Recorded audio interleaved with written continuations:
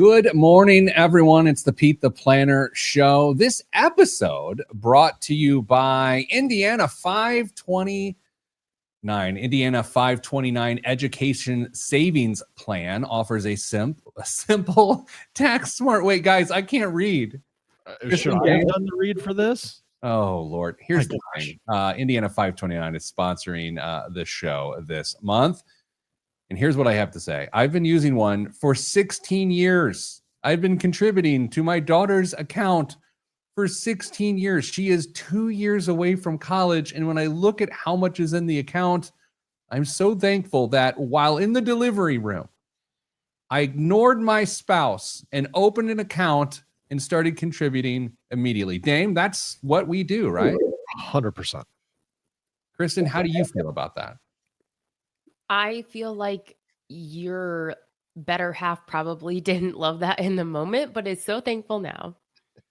So my daughter Ollie used to do 529 radio commercials with me. I used to do the television commercials for 529. So it's really great to have them back as a sponsor. I found an audio clip from back in those days. This isn't the 529 ad she did with me, but this is when she used to do sound drops for the podcast. And given that she went on a college visit 2 weeks ago, it was really interesting to listen to this clip this morning. Listen to this. This is for information purposes only. It's not the Swiss financial planning device. Consult a financial advisor. That's right. Consult a financial Kristen, you look emotional there. Wasn't that sweet? Oh my gosh. Well, it just like when I think about, I used to actually listen to this show like shortly after she recorded stuff like that. I feel emotional because I feel so old, really. Dame, you've had 529 plans forever. Yeah, I was trying to think exactly how long I've had the 529s for, staggered times because the kids are different ages, but it's been a minute. It's quite a while. You know, the set it and forget it nature of them, of what I like is that I have the age-based portfolios. And even as a former financial advisor, you want to tell yourself that you can outsmart and outperform what these age-based portfolios are. But here's the reality.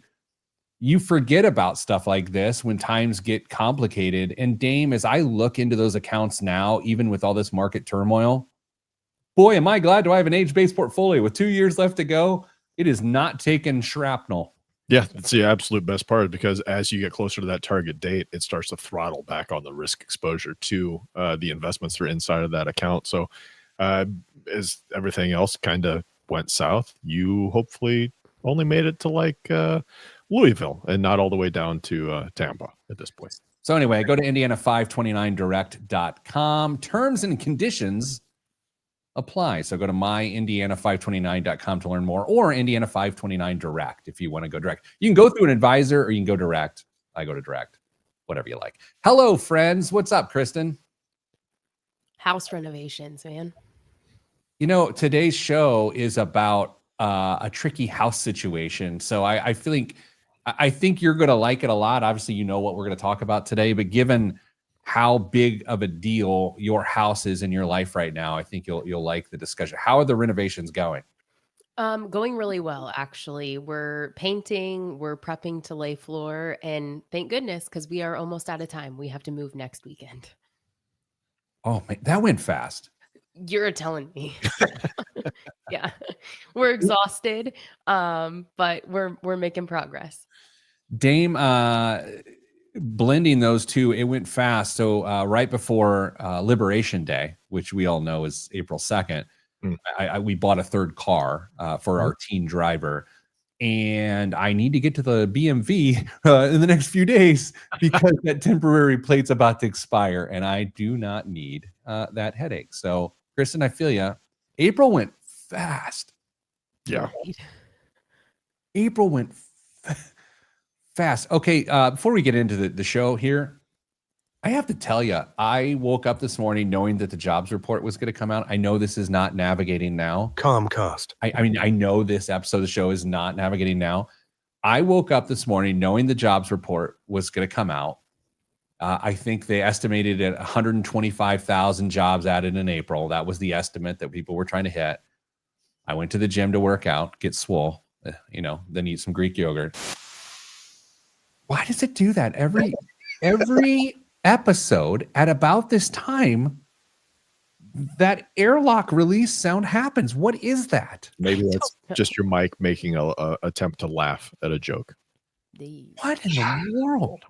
Anyway, I went to the gym fully expecting 99,000 jobs. I just thought, Dame, 177,000 jobs in April blew away expectations. I gotta be honest, I have no idea what to make of this. Yeah. Could you have been more pleasantly surprised? That's a great way to say it, because there are people that are 100% disappointed that there was job growth because it does not match their narrative. Yeah. Now, I will be honest, my narrative is that we're screwed. However, I am pleasantly surprised that we're at 177,000 jobs. And I've been wrong a couple times this week with economic data and how the market would react to it. Obviously, the market is very favorable of that. Let's see what the market's doing today. It's up 350 points so far. So that's good news. Plenty of time. Plenty of time to go down. Yeah. Hello, everyone in the chat. Hello, everyone in the chat. Dame, just a note about some behind the scenes, inside baseball, if you will, for my former radio producer, Scott Roddy, who hates when I used to talk about stuff like this.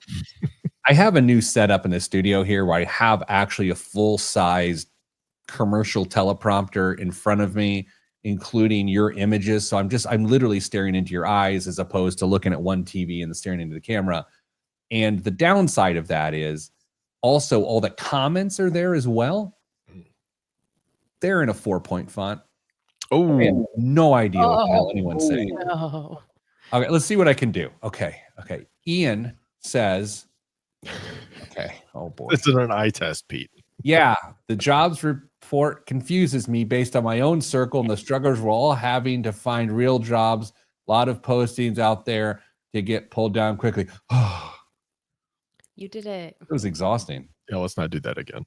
All right, so that was really bad. Good morning. What in the world is Rick Swink doing coming into the show at 10:08? In all caps. Yeah. I had a friend ask me at a little soiree the other day. Guy kind of in the know. He's like, what is the best podcast in the world right now? What is the best? He said, who is the best podcaster in the world right now? Who is the best podcaster in the world right now? I took a couple beats and I gave him an answer. But before I give you mine, I would just like your opinion. And if you'd prefer my opinion first, I'd be glad to do that too. Best or most popular? No, who's the best podcaster? Like basically, who does it best, in my opinion? I mean, you could say the Boss Hog of Liberty, obviously. Could. An idea there. Good. Here's who I said. I said Theo Vaughn right now is the best podcaster in the world. Mm-hmm. Kristen? That's what I was going to say. Listen to very few podcasts, so I'll go with Peter Dunn. Oh, that's really sweet. Comcast. I think Theo Vaughn is, and then the person said, and this gets a little weird, but it's funny if you know him. Is he a really smart dumb guy, or is he a really dumb smart guy? Right? And I think that's a really if you have that conversation with respect, it's an interesting idea. I think he's so funny, and he's so quick, and he's so demented in a way that I like. Yet he asks really earnest questions, and he just wants people to succeed. Like, it's not a cynical thing. And so that's why I like it. And I don't know why I'm endorsing another podcast, but it just makes me laugh so hard. I think most comedians share the trait of being incredibly observational, where they can see things that don't fit together and then use them for their craft, obviously. But when they start to look around them and internalize that stuff, they can ask really, really great questions, which can either lead to a great set or a great podcast, either one. Don't we have a radio show to do? Allegedly. Oh, I can't pull it up right now. But there's another drop from my daughter from back in those times. A radio show or a podcast. Did your radio show get canceled? You have it? I have it. I found it this morning. That's my favorite. Okay. Well, I'll program it into the board while one of you is talking during the next segment. Actually, I may not be able to do that. I'll have it next week. Okay. Let me find the email because we've got a great email to kick us off. There it is. I need timer. Someday. It's like our all-team stand-ups where everyone zooms in on Wednesdays at 1, and the AV is just always a work in progress. I'm constantly changing. I'm like, hey, you're going to feel part of this soon. You hang on. The people watching via Zoom get motion sick because the camera is zooming in and out and swaying side to side. Calm down. Comcast. 3, 2, 1. This week on the Pete the Planner Show, we answer your money questions. Here's how the show works. You email us an electronic mail, askpete@petetheplanner.com. That's askpete@petetheplanner.com. And here's what we'll do. In the midst of our podcast, we will record a radio show that goes out all over the place and people listen to it, and then you get your question answered. And we talk about you. We make up things about you that we have to fill in the blanks for an entire show. Sometimes they're good. Sometimes they're bad. Sometimes you will learn to deal with it. I said we several times. And I mean Kristen Elanius and Damian Dunn. Kristen, hello. Hello, Pete. Damian, hello. Good day. All right. So, y'all, if you want to listen to the in-between of the radio segments, just go subscribe to the Pete the Planner Show, wherever you get your podcasts, and you get a bunch of other stuff too. No one cares. All right. Here's the email. Good day, Money Squad. Kristen, do you like that? Money Squad? I feel like it's taken. Maybe. And the good day feels like a throwback also at the same time, but I also don't know anybody that's called us the Money Squad. So I appreciate the creativity. Yes. I have an unusual housing situation that I would appreciate your advice on. My wife and I bought our current townhouse 2 years ago, intending to upgrade to a forever home within 5 years or so. Time out. Go ahead. Yeah, thanks. Sorry. Stepped on you there. Forever home, such a tough term for me. I mean, because I think it's really well-intentioned. Kristen, you arguably are about to move into your forever home. Have you called it your forever home? I would never. I don't want to say I love you on air because it's awkward. I don't want your partner to get upset, but thank you for that. Dame, you also live theoretically in a forever home. Do you call it your forever home? No. Okay, good. Thanks. Time back in, which you don't have to do. You just keep playing. Unfortunately, we had a pipe burst, which resulted in a flood of our entire main floor. Instead of dealing with the hedache, I believe it's pronounced, of the repairs, we are planning to sell the home in its current state and pocket the insurance money. We bought the house in 2023 for $788,000 American dollars. Time out. You're going to burn through these. You're in trouble. There's no way that's in central Indiana. Just no, I mean, this is I don't know. I'm guessing DC. Yep, I was going to guess Virginia. Yeah. We bought the house in 2023 for $788,000 and put in about $75K in renovations, which, as Kristen knows, is just some paint and a new fridge. We have a deal to sell it for $820,000, and we would pocket $84,000 of insurance funds. I'm confident this is the right decision, but the outstanding question is, what should we do next? We were originally going to start looking to buy that forever house, but are having second thoughts given the economic uncertainty. Have you seen the jobs report? I did listen to your recent episode warning not to buy a house this year unless your name is Kristen. However, between the proceeds from the sale of our current house and the cash that we have been saving in a money market account, we have enough cash for a down payment. We also have both have job security in our current roles. All of that being said, which was a lot, while we may technically be able to buy a house, I feel like it may make more sense to rent for a year and watch what the housing market and mortgage rates do over the next year. We are in a very high cost of living area and don't foresee a significant decrease in housing prices, barring a full-blown economic meltdown. But I'm also not sure what the market could, if it could get any hotter than it's been recently. Should we be looking to buy that dream forever house, or should we sit on the sidelines for a year while we evaluate our next move? Appreciating insights. Thanks, Brian. Oh, Kristen, you are the home buying guru of this show. Indeed. Kristen, since I've known you, have you bought 3 homes? Yes, that is accurate. I have purchased 3 houses. Well, you're the home buying guru. Kristen, what do you think? Golly, that first paragraph where I'm confident this is the right decision, I have so much empathy for wanting to walk away from potential like home repairs and the headache that is, because trust me, I am well aware of how hard it can be, especially if you have to live among those repairs. But like, I'm a little concerned about, did we put the cart before the horse? Like, is this really the right decision? Interesting. Dame. My line of thought was really similar to what Kristen's was. I mean, I'd love to see the numbers on what that could potentially bring if the insurance money was used at least to some level to repair. But then I thought, depending on where this pipe burst, it could be giving the new buyer a chance to do the remodeling that they were going to do anyway. So they're basically getting a head start on maybe the demo or whatever it is, and now they can come in and get let's just say the kitchen that they wanted for less of a cost, because some of the work's already been done for them at this point. So maybe it's helping somebody down that road, and you don't have any of the headaches to go along with it. Yeah, I mean, the as is a beautiful thing for the seller, and the question is not from the buyer.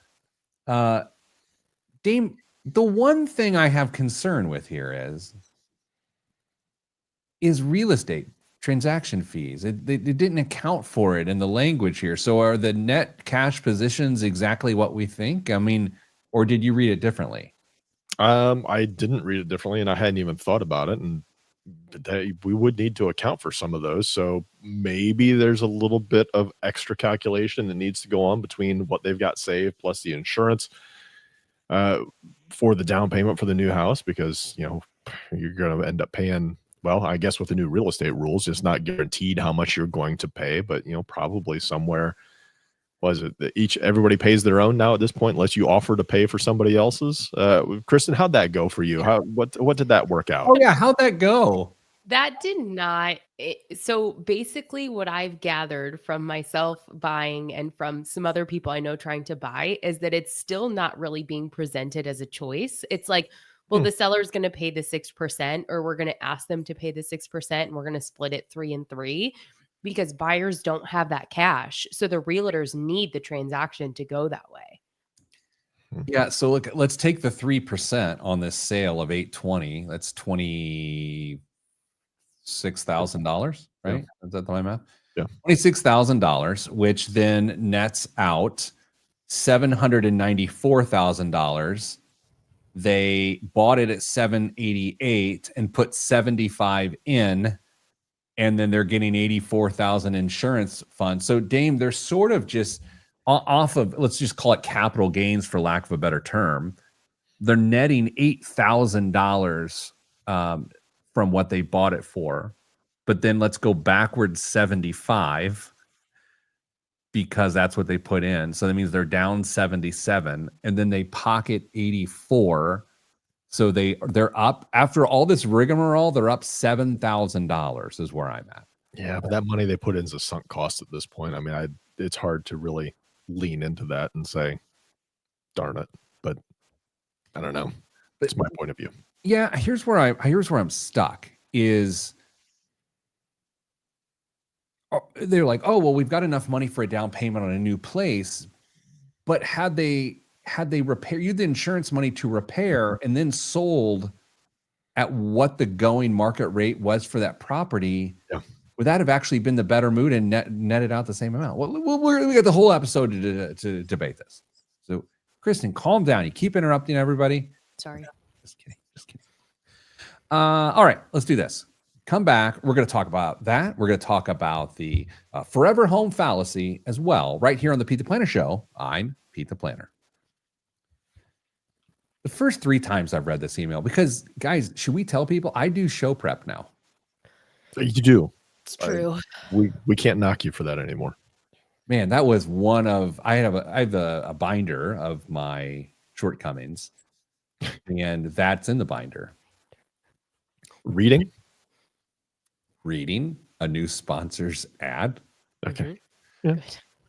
Speaking of new sponsor, Kristen, we do feel a little bad. Dame and I obviously have more to associate with this 529. We amongst us, we have 4 529 plans. Dame, you got 2. I've got 2.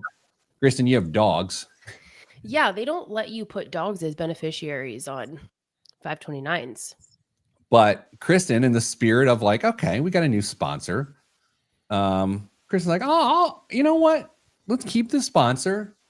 Let's open one. So you opened a 529 account last night. I did. I opened a 529 account because I just had to see what it was all about. Was it easy? Yeah, it literally took me 5 minutes, and that included making a contribution, which you have to do to open an account, and me mistyping my own social. Yeah. Twice. So who did you, because you can open one for yourself, you can open one for a family member or whatever. Who did you open yours for? I did open the account for myself. Yeah. But the idea is that in October, we will change the beneficiary on that account to baby Kristen. Breaking news. There it is. There is a baby on the podcast. There is a baby alert, baby on the podcast. Kristen, congratulations. Thank you. Thank you very much. I'm getting a note in my ear from a producer. We have on the line Oh no. Kristen's daughter. Hey, Mom. How are you? I would be doing better if she were kinder to me. I've not been well. You two know that. Look, here's the thing. You curse like a sailor a lot, so I like to kick you. It's like a cuss jar from inside. You stopped drinking ranch waters, which is disappointing for me. And for me. Now, look, I've also overheard some of Dad's jokes, and they're not that good. So I'm wondering once, I'm here in October, if his jokes will get any better. That is not likely because they're bad. Well, that's what a dad joke is. Uncle Dame, nice to meet you. Likewise. We have the same amount of hair. Well, it's to be expected, but you'll get over that. Yeah. Well, anyway, I'm never going to make an appearance on the show visually, but audibly, I will check in from time to time. Oh boy. Kristen, Mom, what have you gotten yourself into? I have a lot on my plate right now. Yeah, it's fine. It's fine. It's fine. Mystery's looking good, though. Thanks. All right. So big announcement on the show. Kristen joins the ranks of the parented. Wait, parenting. Oh. I don't know. Anyway, hey, Kristen, Dame and I decided as officially uncles to your child, True.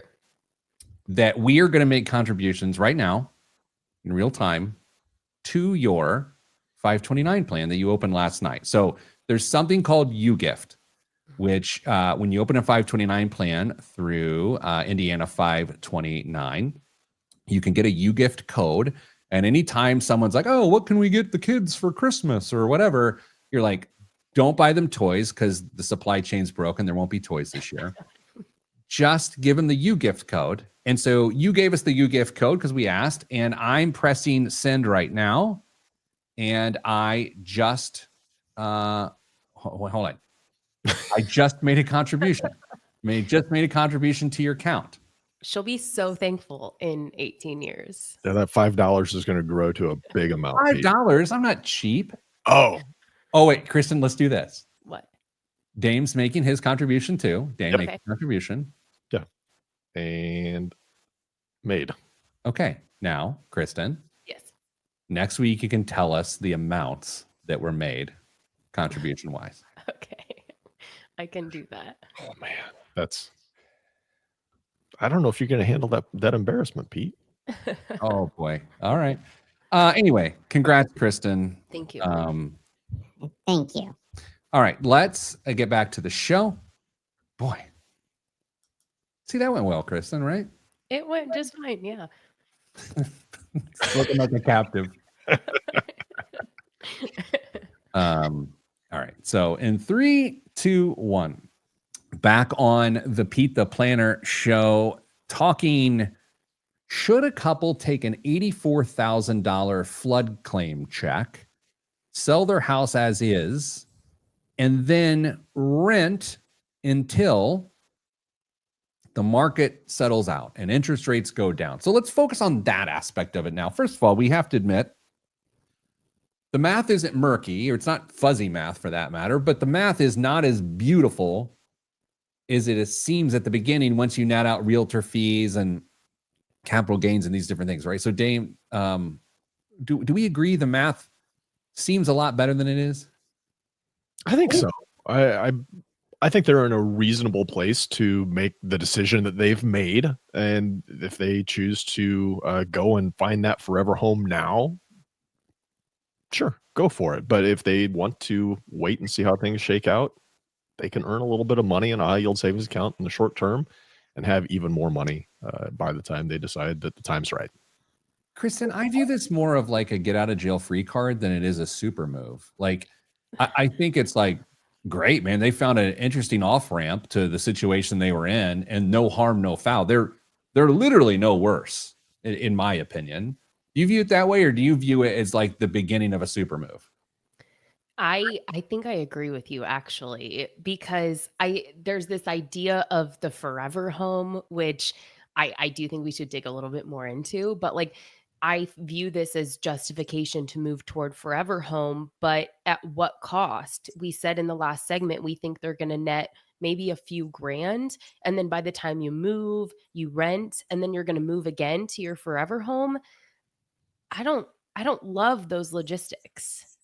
I wish I knew their age. Dame, do you get a sense? I bet they're in their mid 30s, or actually early 30s. I was going to say early 30s. Yeah, 32, 33 is my guess there.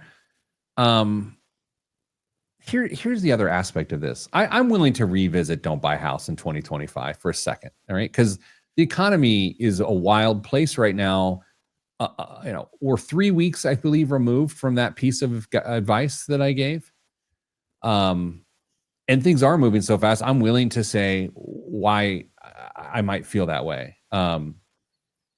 I still think interest rates are going to come down, but I think they're going to come down 9 to 12 months from now. We'll start there. Dame, that puts us fourth quarter, right? Into first quarter of next year. Do you buy that that's when interest rates come down, or do you think they don't come down? I think they'll come down actually a little bit sooner than that, but we're not talking a significant amount either. And if we think about what interest rates are right now, historically, we're still under what the average 30-year rate has been historically for us. So if you go out and you can find 7%, maybe a little less than that 30-year mortgage, if that's the route you have to go, the 50-year average is close to 7.5% on a 30-year mortgage. So we're still in an okay buying spot right now if the numbers work out for you, but don't let the interest rate necessarily hold you back, because it's still okay. Yeah, Kristen, how do you think about that? Because what Dame's saying is, let's say it comes down 50 basis points or 25 basis points, the interest rates, and then the mortgage rates will soon follow. The market value of homes could increase proportionally more than that, and then waiting for interest rates to come down could actually hurt you.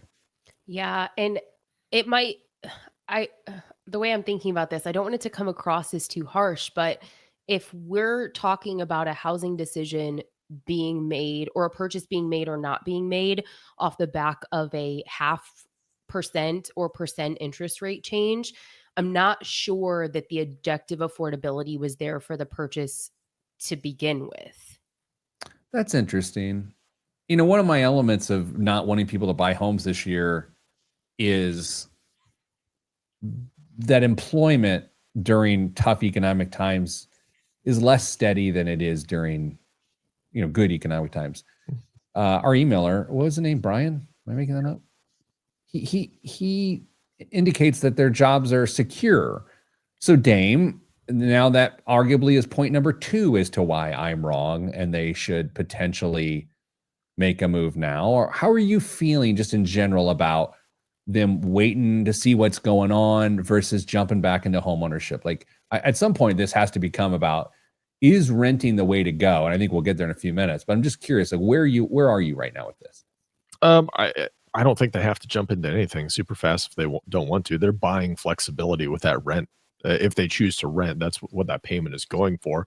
Whether that means they're going to check out maybe different neighborhoods, maybe you go rent in the neighborhood that you want to potentially live in for a year, make sure it fits your lifestyle and commute to work and all those things that go along with it. Great. You're buying flexibility. You're buying knowledge at that point for your future life or your forever home. So if you choose to sit in a renting situation for 6, 12, 18, 24 months, whatever makes the most sense for you, I don't think you're wasting money at all at this point.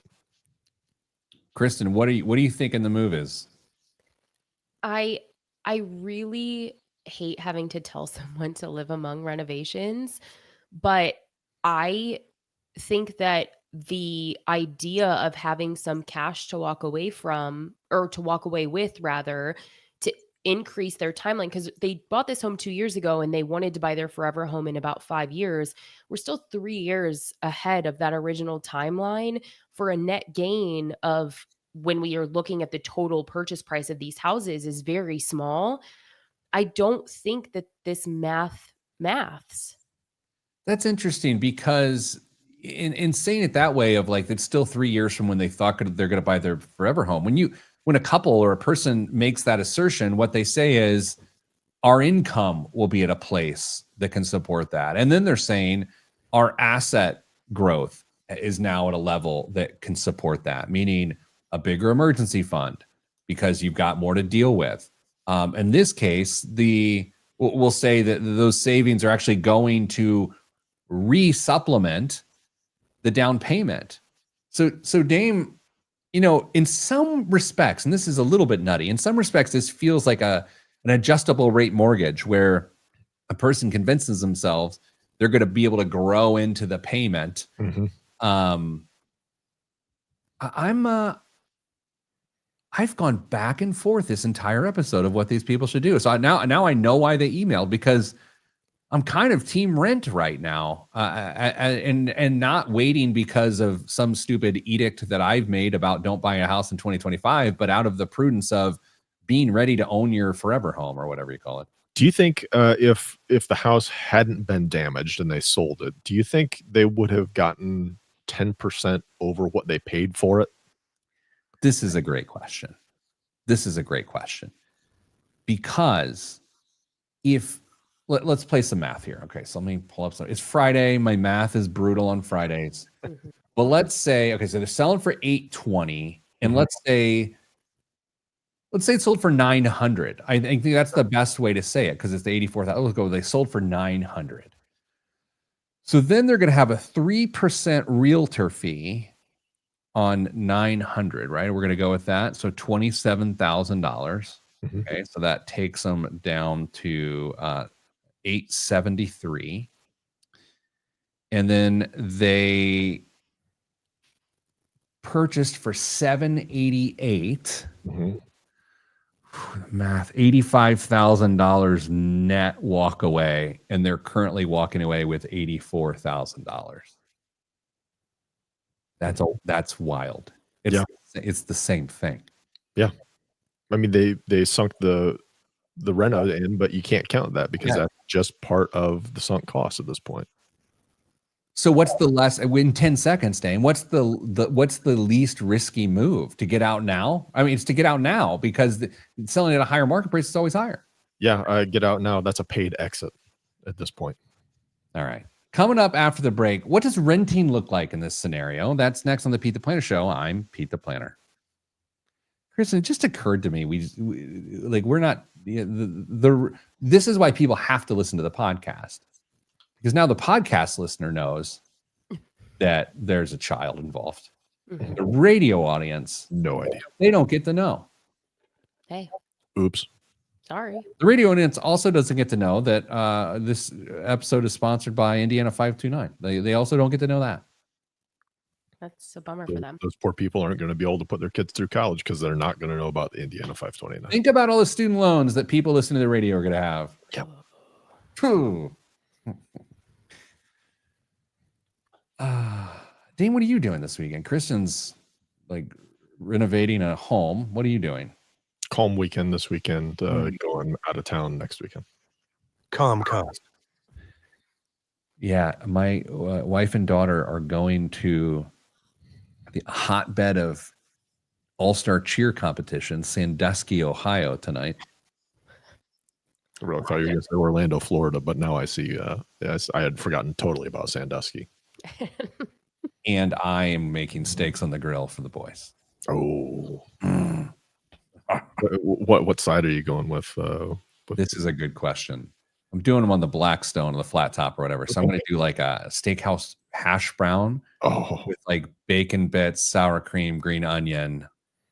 Ted wants like a fancy mac and cheese.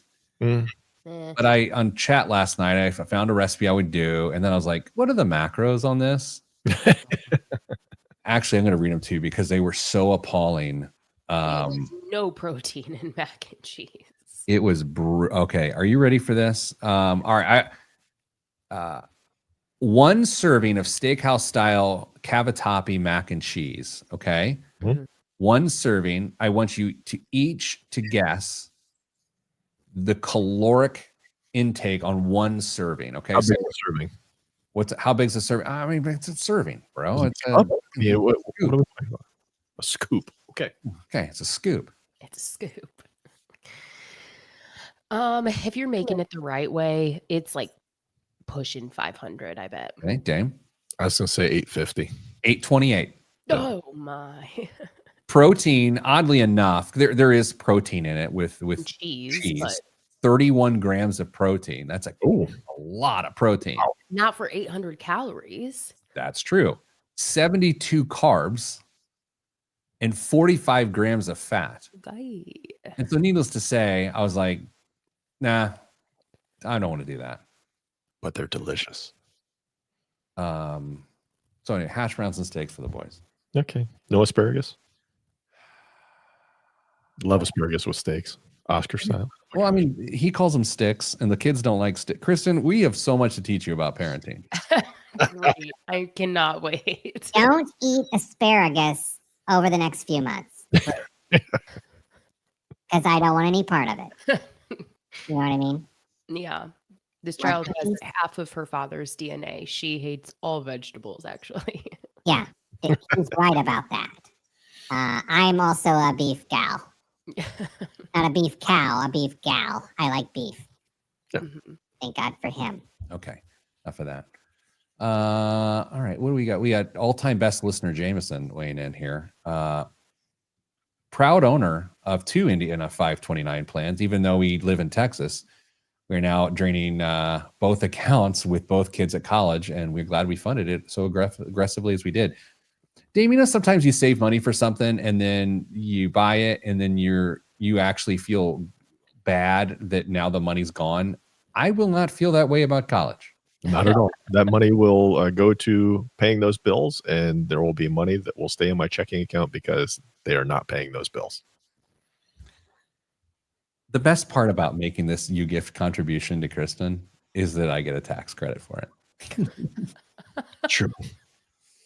There's no such thing as a selfless good deed, huh? Oh, no, absolutely. I got a little tax credit for that. Anyway, if you get a tax credit for that, it means you're not maxing out your own 529s. We are maxing out our own 529. So, Dame, technically, I do not get a tax credit on what I just did for Kristen. Thank you. Well, I guess you could say you got it for that, not for your own kids. I guess it really just comes out in the wash, whatever you want to do. Pete's doing a great job. Everybody's happy with him. All right, let's see. Where are we at? Third segment? Third segment. 3, 2, 1. Back on the Pete the Planner show. Emailer Brian, clearly from the East Coast. Yeah. Their house flooded. They took the $84,000 of insurance funds. They were like, this is interesting. What if we just sold the house as is and not repair it and just, take the proceeds from the sale and the $84,000 and move on, get out of jail free card style. So that's where we're at. Should they rent until they get things figured? Dame, what was that noise? That was, you see me jump? Oh my gosh, it was a bird just ran headlong into my window over there. Sorry about that. It was loud. Kristen, I got to be honest with you.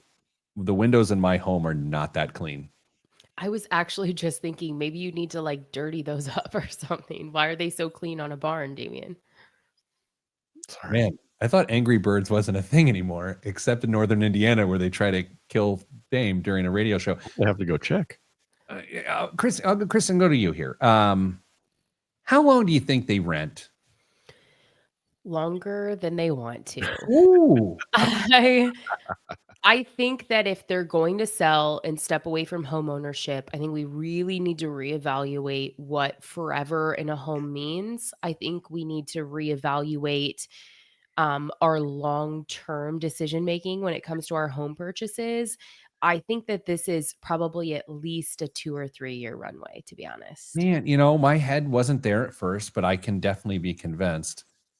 Dame, I kind of buy that, but here's where I was going. Now you're gonna have to choose between us. I was thinking month to month, and then you've just got the ultimate flexibility that if you see an opportunity, you got dry powder, you go and do it. But if they go, now I'm talking myself out of that. If they go month to month too soon, everything looks like an opportunity.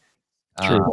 So where do you land on this? I think you have to commit to renting for a certain period of time. I mean, minimum of 6 months, but probably closer to a year.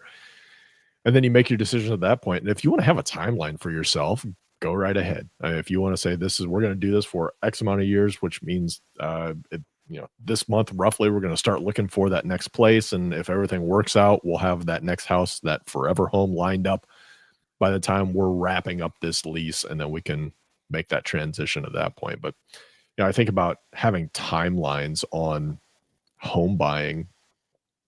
And I just don't know if that's even possible in this environment that we're at right now, because it's so competitive, and it sounds like it's a potentially competitive environment for them as well. I just don't know if, as Kristen says, if you go into this thinking you're going to rent for X number of months, that could easily slide into a much longer time frame because of certain things that are outside of your control. Hey, Kristen, isn't this about clarity? Isn't the time of renting is going to provide them peace, like a clear mind?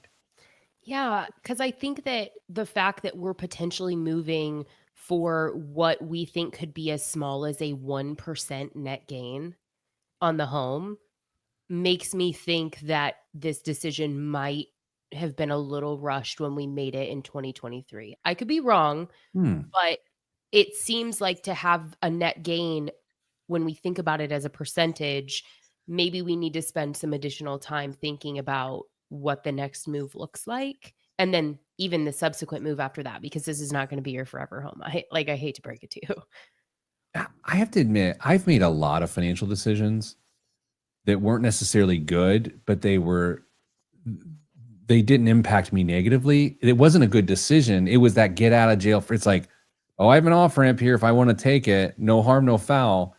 I've done that several times, but I feel like the more you do that, the more opportunities you miss. Dame, am I wrong here?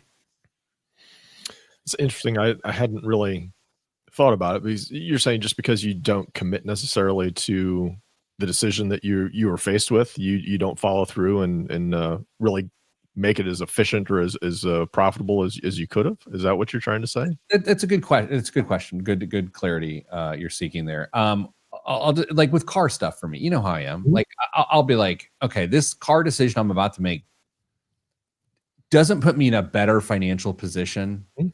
by any means.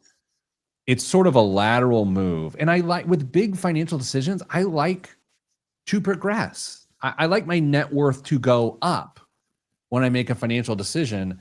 I don't like it to go laterally because there's not that many dynamic moments in your life that you can get wins. And if you take a draw or a loss during those moments, it feels like a wasted opportunity. Maybe I'm crazy, but that's the way I think about it. I think there are certain things in life where you expect just to almost tread water financially on either periods of your life or certain things that you're purchasing. I think transportation is one of those. Very, very rarely do people go backwards willingly with the transportation decisions that they make. And if you can, just assume that, I mean, Pete, you're going to have a car for the rest of your life, at least one in your household.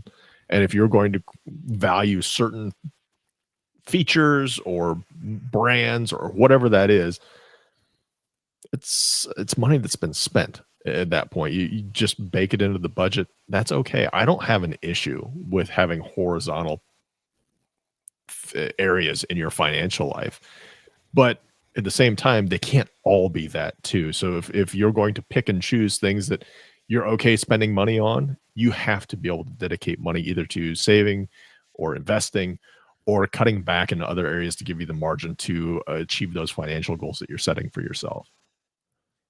Kristen, what do we think about, let's take 3 moves here that are 3 decisions, and let's go ahead and rate them, all of us 1 to 10 of what we think. First thing we're going to rate, and we're going to start with you, is we're going to rate the decision to sell as is and pocket the $84,000 insurance money as opposed to repairing, selling at market price, or the alternate decision there is to repair, stay in home. Good. Okay, so how do you rate taking the insurance money and rolling out? One's worst. No, 1 is worst, 10 is best. Yes.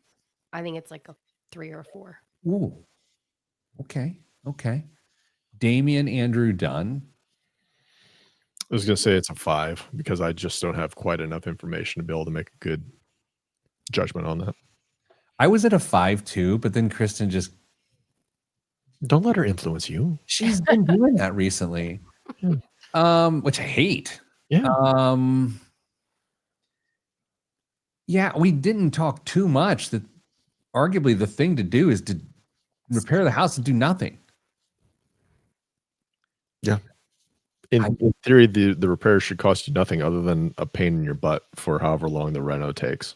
I mean, plan to move anyway. Yeah. Okay, so that decision is made, I think, already. Yeah.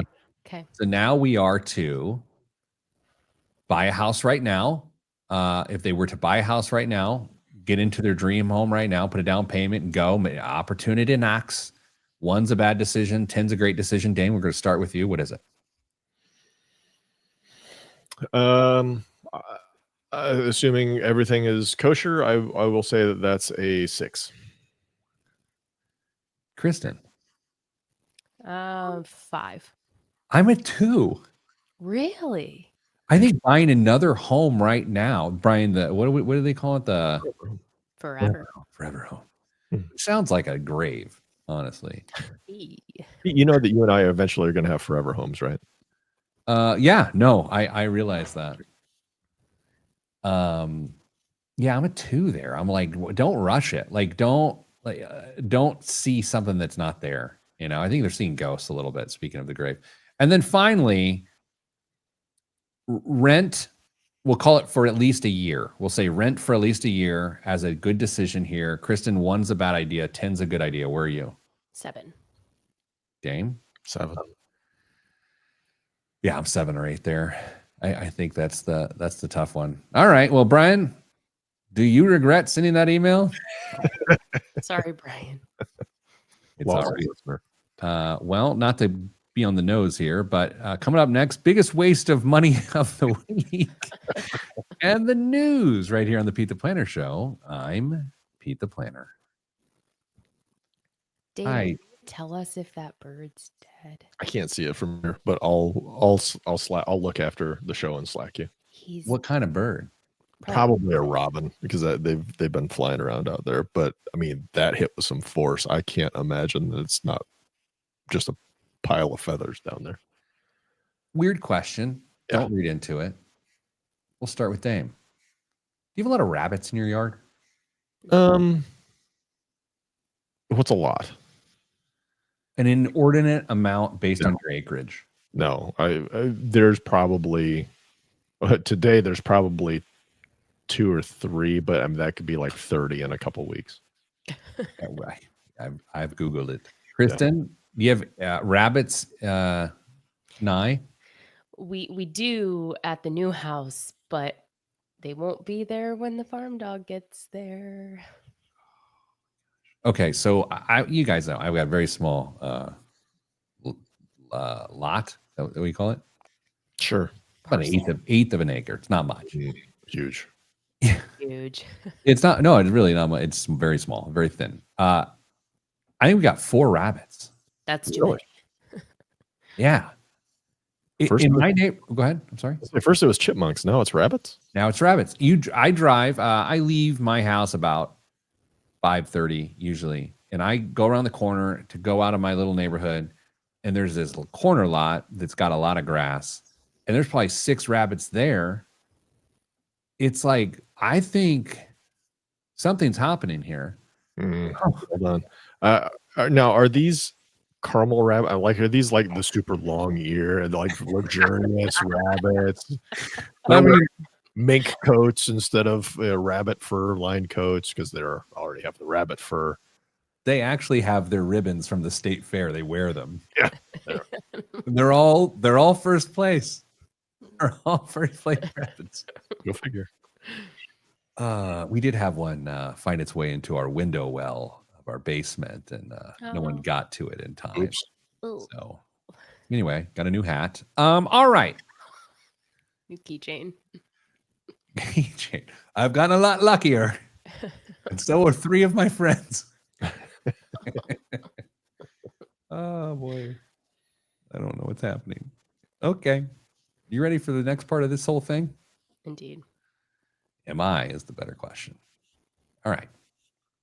Here we go. This is the first time with this setup. So this is not, I don't know what's going to happen. Are you going to be able to read the copy? I'm going to go on the lower monitor. All right, here we go. 3, 2, 1. This week's biggest waste of money of the week right here on the Pete the Planner Show is, sorry, I want to try to, okay, here we go. Nope. Yes. The Backscape kit. Backscape revolutionizes men's grooming with a time-saving omnidirectional shaver designed for effortless self-care. Its 6 precision titanium-coated foils deliver an ultra-close, irritation-free shave, whether wet or dry, while the friction-fit extendable handle ensures independent back, head, chest, and full-body grooming. Unlike bulky competitors prone to razor burn, Backscape's sleek, efficient design offers complete coverage in just minutes, providing the ultimate grooming. Kristen, what does a Backscape grooming kit cost? Well, if this was marketed to women, it would be twice as expensive as it is. The pink tax is what they call that? Yes. I'm going to guess this is $110. Okay. Dame, to shave your back, what would it cost you? $149. Oh, $95 for the Backscape kit. A steal. I mean, just let it grow, baby. Yeah, just be a man. Sure. Just be a man. Dame, what is in the news this week? I will warn you, there are some really weird stories that we can run into this week. For example, If asking ChatGPT for help already feels like living in a sci-fi movie, buckle up because OpenAI CEO Sam Altman has another project rolling out in the US, and it involves scanning your eyeballs for cryptocurrency. Yep. Okay, hold on. What? Hit the timeout button. Oh, wait, hold on. Time out. What? It's called WorldCoin, and it uses a shiny metal orb that stares deep into your soul. Okay, it's your iris for 30 seconds. Creates a unique ID to prove you're a real human and not rogue AI, and then hands you some crypto called WLD. Congrats, you've been eyeball verified. So far, over 12 million people worldwide have signed up, and now it's launching in 5 U.S. cities. Kristen, you'll be shocked to know that Austin is one of them. You'll be able to use your new World ID to log into apps like Reddit, Minecraft, and Discord, because why wouldn't your eyeball be your new password? The company promises your data stays private, but regulators in several countries aren't so sure. Meanwhile, they're also working on iris-based age verification for Tinder in Japan and partnering with Visa to launch a credit card, because obviously the next logical step after scanning your eye is finding love and buying tacos. Kristen, I had to have told you this story years ago when I used to blog a lot.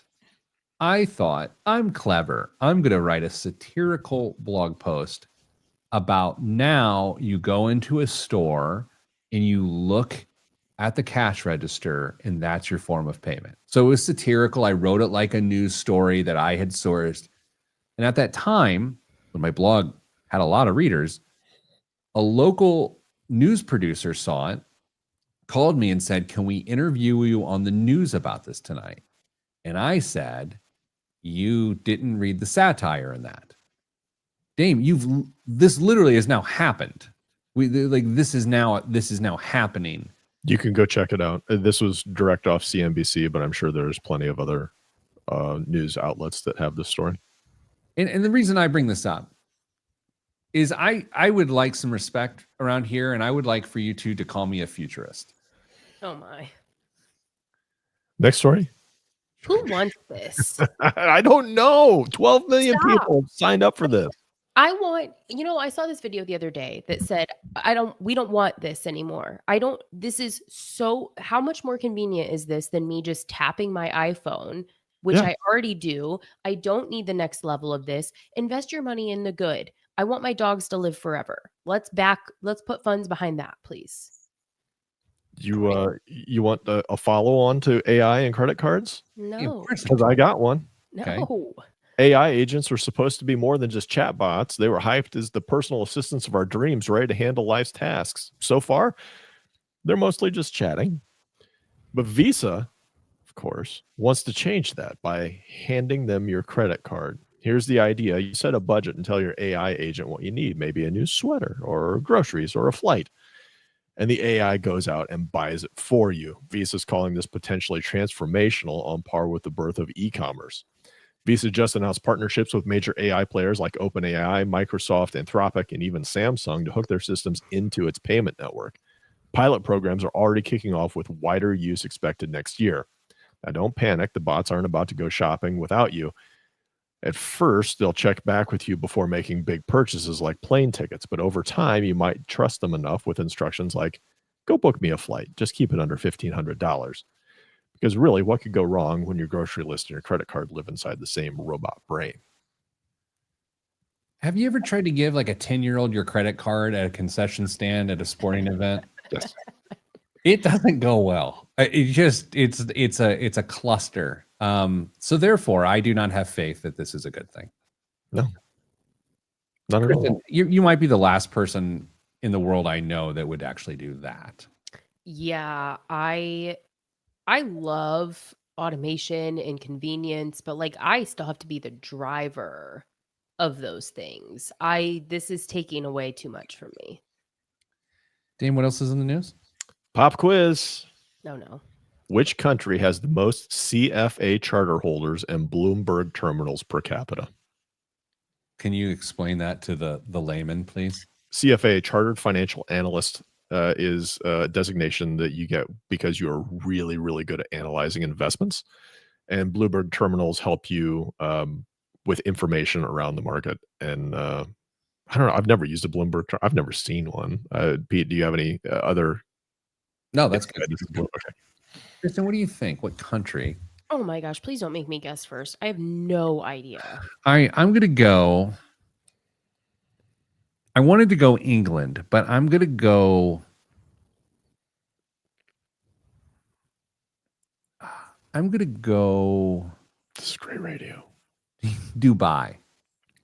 That's a Kristen, great guess. If you thought of smaller countries like Luxembourg or financially focused countries like Cayman Islands, you're not far off. But according to the CFA Institute's Rob Langrick, the answer is Vatican City. Oh, okay. With a whopping 4 CFA charter holders, according to Bloomberg, the Vatican has 0.004 per capita versus 0.002 for the next largest, which is the Cayman Islands. He also noted that 12% of the total population of Vatican City works in finance, beating Luxembourg's 10%. They have 17 Bloomberg terminals. You know, which I'm are very expensive. I don't love sports betting. You guys know this. But I think I would be willing to wager who the next pope's going to be. Like, if you could bet online for that, which I'm sure you can, I think I would do it. Kristen, do you have a favorite Candidate for Pope? Yeah. Who's your guy? I don't know. You guys, I'm normally out of touch with like anything that's relevant in like any sort of pop culture. You guys know this, but I am not on my phone like at all these days. I have no idea what's happening in the world. No idea. Good for you. So Dame, she's not up on pop culture nor pope culture. Dame, what else is the news? That's one's too long. I can't read that. Well, at least you're stalling. Yeah, well, we'll just we'll get to there eventually. Cargo handlers are raising the alarm on a steep drop-off in foreign-made goods entering the U.S. Meantime, out-of-stock signs could multiply as soon as next month if President Trump doesn't change his tariff tune. Ocean freighters called off 80 trips from China to the U.S. this month. That's almost 60% more cancellations than during the peak of COVID-19 supply chain interruptions during May of 2020. So the narrative is next Friday, which is May 9th. That is when we're supposed to start to notice things, supply chain issues. So we either will or we won't. Or it'll go like today's jobs report where you think some people thought it was going to be bad, like me, and it was great, and you're wrong. So, boy, what a fun game of chicken. That's all we have this week on the show. Sending you good vibes. Good vibes are all that's in the budget. I'm Pete the Planner.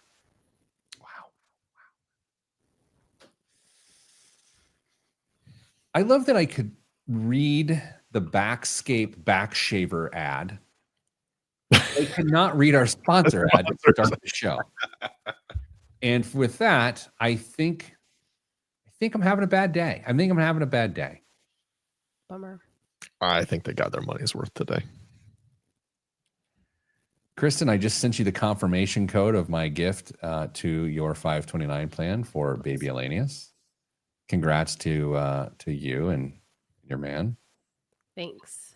I'll let him know that you called her that. What I call her? Baby Elanius. Baby Elanius. Oh yes. Yeah, that's a Dame. Dame, I wish you the best in your life. Thanks. Same to you. Yeah, that's great. All right, everybody else. That was fun. Thank you. And that's it for this week's show. Stay getting money.